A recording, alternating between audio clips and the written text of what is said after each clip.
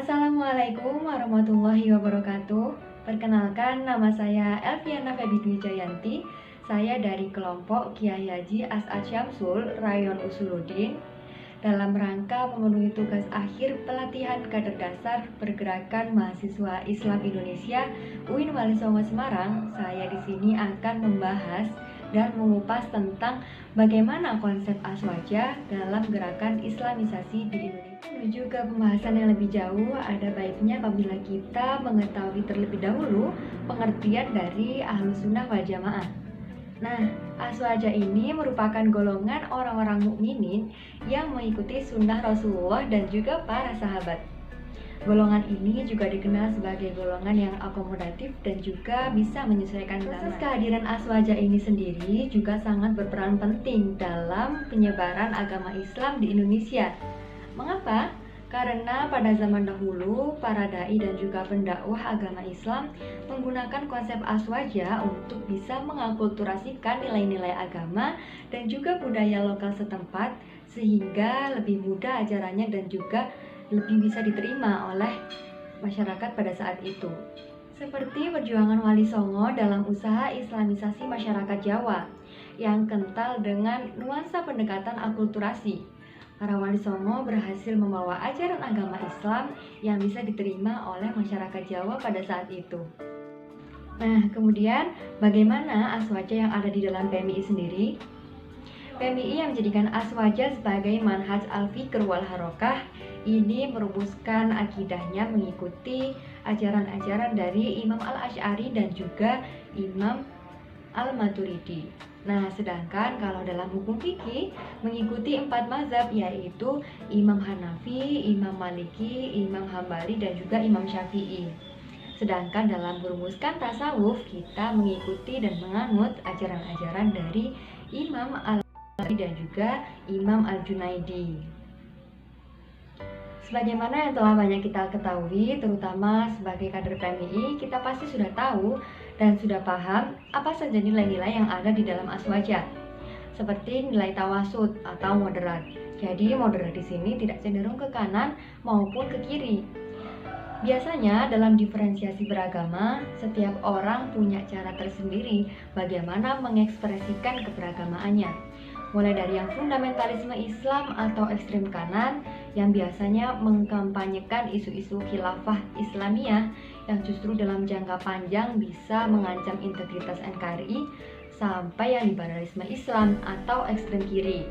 Biasanya ekstrem kiri ini justru dalam praktek agamanya dipertentangkan karena berbeda dari sistem beragama selama ini. Kemudian nilai yang kedua yaitu tawazun atau berimbang, di mana dalam nilai ini kita harus bisa mengintegrasikan dan mensinergikan dalil-dalil sebagai bahan pertimbangan untuk pijakan hukum dalam mencetuskan suatu kebijakan atau keputusan.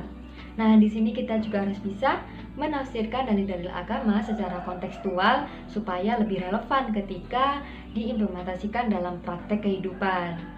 Kemudian nilai yang ketiga adalah ta'adul atau adil dan netral, di mana dalam nilai ini kita harus bisa melihat, menimbang, menyikapi, dan juga menyelesaikan suatu permasalahan dengan sikap yang adil. Namun adil di sini tidak harus sama atau setara, tetapi adil lebih ke sifat yang proporsional atau sesuai berdasarkan hak dan kewajiban masing-masing. Kemudian nilai yang keempat atau yang terakhir ini merupakan nilai tasamuh atau toleran.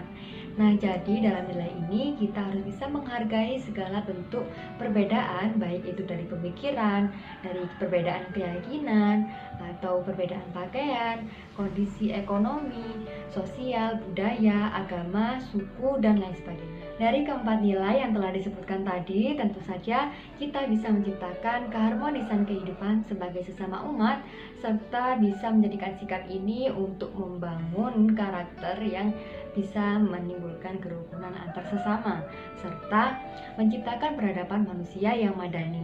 Tetapi kalau melihat konteks zaman saat ini, kita itu tidak cukup kalau hanya belajar dan mempelajari serta memahami dari nilai-nilai aswaja saja.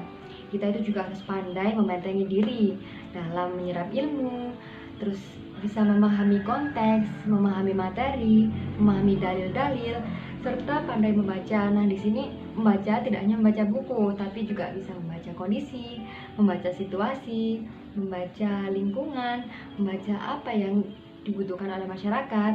Nah, kemudian bisa berpikir kritis. Kalau misalkan pada konteks saat ini masalah yang sedang marak adalah penyebaran hoax.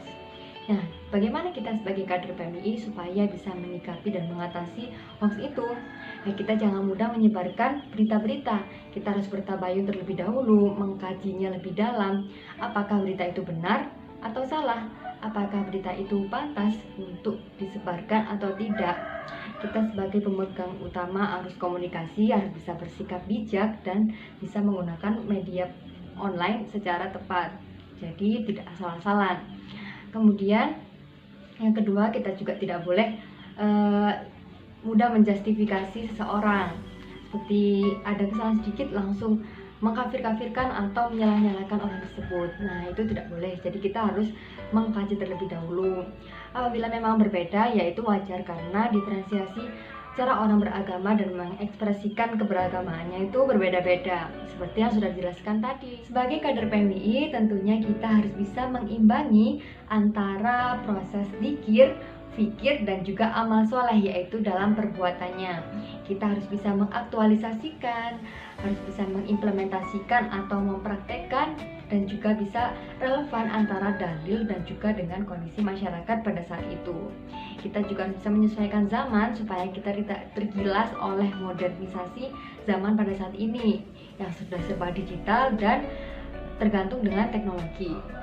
Nah, sepertinya dari apa yang telah saya simpulkan dari awal tadi, itu mencakup dan merujuk pada persaudaraan universal atau ukhuwah.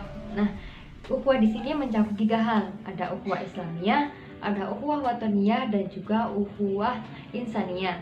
Ukhuwah Islamiyah yaitu persaudaraan Islam, kemudian ukhuwah watoniyah yaitu persaudaraan kebangsaan, dan juga ukhuwah insaniyah yaitu persaudaraan kemanusiaan. Nah, mungkin cukup sekian dari apa yang bisa saya sampaikan. Mohon maaf atas keterbatasan ilmu saya ini. Semoga bermanfaat dan terima kasih atas perhatiannya. Saya Elviana Feby Dwi Jayanti, mohon undur diri dan sampai jumpa pada video berikutnya. Salam pergerakan.